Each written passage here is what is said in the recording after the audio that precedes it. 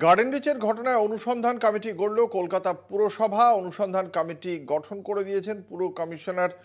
৭ সদস্যের অনুসন্ধান কমিটি গঠন করা হয়েছে।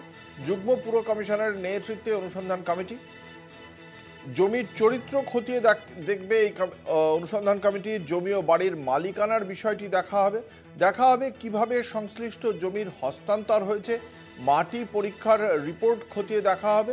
এই প্রত্যেকটি বিষয় খতিয়ে দেখা হবে, অর্থাৎ এই বাড়িটি কোনো হস্তান্তর হয়েছিল কিনা, জমিটি কার নামে ছিল, যে মাপের বহুতল তৈরি হয়েছিল সেই মাপের বহুতল তৈরি করার জন্য সয়েল টেস্টিং যে রিপোর্ট হয় সেই রিপোর্ট হয়েছিল কিনা, কে অনুমোদন দিয়েছিল এই বাড়ির তৈরির প্ল্যানে। কারণ ফিরহাদ হাকিম ঘটনাস্থলে গিয়ে তিনিই জানিয়ে দিয়েছিলেন বাড়িটি বেআইনি, ফলে সেই বাড়ির তৈরিতে কে অনুমোদন দিয়েছিলেন সেই বিষয়টি দেখা হবে।